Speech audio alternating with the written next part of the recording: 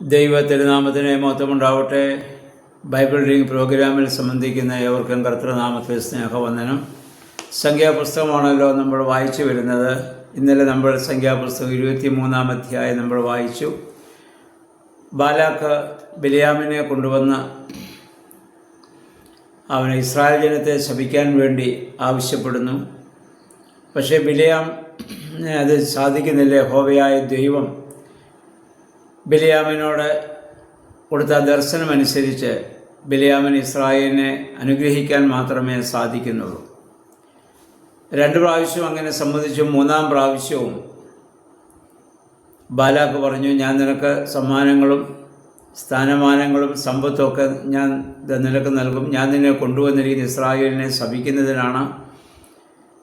അതുകൊണ്ട് നീ അവരെ അനുഗ്രഹിക്കാൻ പാടില്ല. നീ അങ്ങനെയൊക്കെ ബുദ്ധിമുട്ടുണ്ടെങ്കിൽ നീ അനുഗ്രഹവും ശാപവും ഒന്നും നീ നൽകണ്ട എന്ന് പറഞ്ഞ് ബിലയാമിനെ പിന്തിരിപ്പിക്കാൻ ഇവിടെ ശ്രമിക്കുകയാണ്. 24-ാം അധ്യായം വരുമ്പോൾ നമ്മൾ കാണുന്നത് ഇസ്രായേലിനെ അനുഗ്രഹിക്കുന്നതാണ് ദൈവഹിതമെന്നും ദൈവപ്രസാദമെന്നും മനസ്സിലാക്കിയവനായ ബിലയാം ശകുനം നോക്കാൻ പോകാതെ ഇസ്രായേൽ പാളയത്തിന് നേരെ അദ്ദേഹം മുഖം തിരിച്ച് അവിടെ നിൽക്കുന്നു. അപ്പോൾ കാണുന്നു ഇസ്രായേൽ ജനം ഗോത്രമനുസരിച്ച് അവർ പാളയം അടിച്ചിരിക്കുന്നതും വളരെ ക്രമമായ ഡിസിപ്ലിനായിട്ടുള്ള അവരുടെ ജീവിതവും അവരുടെ ആ അനുഗ്രഹവും ഒക്കെ അദ്ദേഹത്തിന് കാണാൻ സാധിച്ചു. എന്നിട്ട് അദ്ദേഹത്തിന് മേൽ ആ സമയത്ത് ദൈവത്തിൻ്റെ പരിശുദ്ധാത്മാവ് വന്ന് അദ്ദേഹം അവിടെ പ്രവചിച്ച് പറഞ്ഞു, യാക്കോബിൻ്റെ കൂടാരം എത്ര മനോഹരം, അവൻ്റെ എല്ലാ കൃഷിയും അവൻ്റെ എല്ലാ പ്രവർത്തനവും അനുഗ്രഹിക്കപ്പെടും. കാട്ടുപോത്തിൻ്റെ ശക്തി അവനുണ്ട്, ശത്രുജനതയെ അവൻ ഇത് സംഹരിക്കും. അവനെ അനുഗ്രഹിക്കുന്നവൻ അനുഗ്രഹീതനാകും, അവനെ ശപിക്കുന്നവൻ ശാപഗ്രസ്തനാകും. ദൈവത്താൽ അനുഗ്രഹിക്കപ്പെട്ടവൻ അനുഗ്രഹീതനാകും, ദൈവത്താൽ ശപിക്കപ്പെട്ടവനെ അനുഗ്രഹീതനായവനെ ഇത് ശപിക്കുന്നവന് ശാപം ലഭിക്കും. അത്രമാത്രം ദൈവം കരുതിയതായ സ്നേഹിച്ചതായ ഒരു സമൂഹമാണ് ഇസ്രായേൽ ജനം. ഇതിനു മുമ്പ് നമ്മൾ ചിന്തിച്ച പോലെ അവർ തെറ്റുകൾ ചെയ്യുമ്പോൾ ദൈവം അവർക്ക് ശിക്ഷ കൊടുക്കും. പക്ഷേ ഒരു അപ്പൻ തൻ്റെ മക്കളെ സ്നേഹിക്കുന്നത് പോലെ ശിക്ഷിച്ച് വളർത്തുന്നത് പോലെ യഹോവയായ ദൈവം അവരെ ശിക്ഷിച്ച് അവരെ വളർത്തുകയാണ്. അപ്പൻ ശിക്ഷിച്ചാലും ആപത്തിൽ നിന്നും അനർത്ഥങ്ങളിൽ നിന്നും മകന് വേണ്ടി ജീവൻ കൊടുക്കാൻ ഏതപ്പനും ഇത് തയ്യാറാണ്. അപ്രകാരം യഹോവയായ ദൈവം ഇസ്രായേൽ ജനത്തെ ഇവിടെ സ്നേഹിക്കുന്നുവെന്ന് ബിലയാമിന് ഇവിടെ മനസ്സിലാവുകയും ദൈവാത്മാവിനാൽ അവനിവിടെ പ്രവചിക്കുകയും ചെയ്യാണ്. അങ്ങനെ ചെയ്തപ്പോൾ ബാലാക്കിൻ്റെ കോപം വർദ്ധിച്ചു. അവൻ ബിലയാമിനോട് കോപിച്ചു. അവൻ പറഞ്ഞു, ഞാൻ നിന്നെ കൊണ്ടുവന്നത് ശപിക്കാനാണ്, പക്ഷേ നീ അവരെ ഇപ്പോൾ അനുഗ്രഹിക്കുകയാണ്. അതിനാൽ നിൻ്റെ ദേശത്തേക്ക് നീ മടങ്ങിപ്പോയിക്കൊള്ളുക.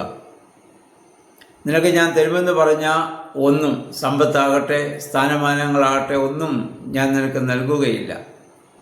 അതുകൊണ്ട് നിനക്ക് നിൻ്റെ ദേശത്തേക്ക് ഇത് മടങ്ങിപ്പോകാം എന്ന് പറയുന്നു. അപ്പോൾ ബിലയാം പറയുന്നുണ്ട്, നീ എൻ്റെ ഭവനം നിറച്ച് പൊന്നും വെള്ളിയും എന്തെല്ലാം സമ്പത്തുകളും സ്ഥാനമാനങ്ങളും എനിക്ക് നൽകിയാലും ദൈവം പറയുന്നതിന് വിരുദ്ധമായി എനിക്ക് പറയാനാവില്ല. ദൈവം വെളിപ്പെടുത്തുന്നത് മാത്രമേ എനിക്ക് പറയാനാവുള്ളൂ. ഞാനൊരു പ്രവാചകനാണ്. യഥാർത്ഥ പ്രവാചകൻ അതാണ്. നമ്മൾ ദൈവത്താൽ വിളിക്കപ്പെട്ടവരും തിരഞ്ഞെടുക്കപ്പെട്ടവരുമാണ് ക്രൈസ്തവ സമൂഹം മുഴുവൻ.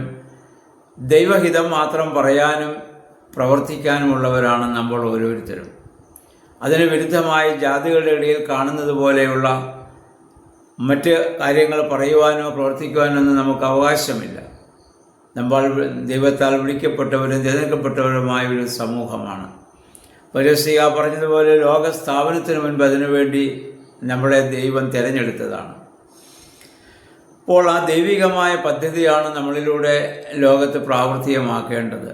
അപ്പോൾ ദൈവത്തോട് ആലോചന ചോദിച്ച് ദൈവം തരുന്ന വെളിപ്പെടുത്തലനുസരിച്ച് നമ്മുടെ ജീവിതത്തെ ക്രമീകരിക്കുവാനും മറ്റുള്ളവരോട് സഹവസിക്കുവാനും നമുക്ക് ഉത്തരവാദിത്തമുണ്ട് എന്ന കാര്യം നമ്മൾ മറന്നുകൂടാത്തതാണ്. 17 മുതലുള്ള വാക്യങ്ങളിൽ വീണ്ടും അദ്ദേഹം പ്രവചിച്ച് പറയുന്നു, യാക്കോബിൽ നിന്ന് ഒരു നക്ഷത്രം ഉദിക്കും, ഇസ്രായേലിൽ നിന്നൊരു ചെങ്കോൽ വീഴും, അത് മോവാബ്യർ, അമാലേക്യർ, കേന്യർ, ഏദോം എന്നിവരെയൊക്കെ തകർക്കും. ഈ രാജ്യക്കാരൊക്കെ, ഈ ആളുകളൊക്കെ ഇസ്രായേലിൻ്റെ ഏറ്റവും വലിയ ശത്രുക്കളാണ്. എന്നാൽ ഇസ്രായേലിൽ നിന്ന് വീഴുന്നതായ ഒരു നക്ഷത്രം, ഒരു ചെങ്കോൽ, അതുവരെയൊക്കെ തകർത്ത് കളയും എന്ന് അദ്ദേഹം ഇവിടെ പ്രവചിച്ച് അങ്ങനെ പറഞ്ഞതിന് ശേഷം അദ്ദേഹം തൻ്റെ സ്വന്തം ദേശത്തേക്ക് മടങ്ങിപ്പോവുകയാണ്. വാസ്തവത്തിൽ ബാലാക്ക് പറഞ്ഞപ്പോൾ തൻ്റെ ദ്രവ്യാഗ്രഹം അല്ലെങ്കിൽ തനിക്ക് സമ്പത്ത് ലഭിക്കുമെന്നുള്ള മോഹം അദ്ദേഹത്തിനുണ്ടായിരുന്നു. അതുകൊണ്ട് ഏതെങ്കിലും വിധത്തിൽ അവൻ അനുകൂലമായി പ്രവർത്തിക്കാമെന്ന് വിചാരിച്ച് വന്നതാണ്. പക്ഷെ ദൈവത്തിൻ്റെ ആത്മാവ് അവനിൽ പ്രവർത്തിച്ചപ്പോൾ ഇത് ബാലാക്കിൻ്റെ ആ ആഗ്രഹത്തിന് പകരം ദൈവികമായ ശക്തിയാൽ അവൻ പ്രവചിക്കുകയും സ്വന്തം ദേശത്തേക്ക് മടങ്ങിപ്പോവുകയും ചെയ്യുന്നത് കാണുന്നു. അപ്പോൾ ബിലിയാം നമുക്കൊരു മാതൃകയാവട്ടെ.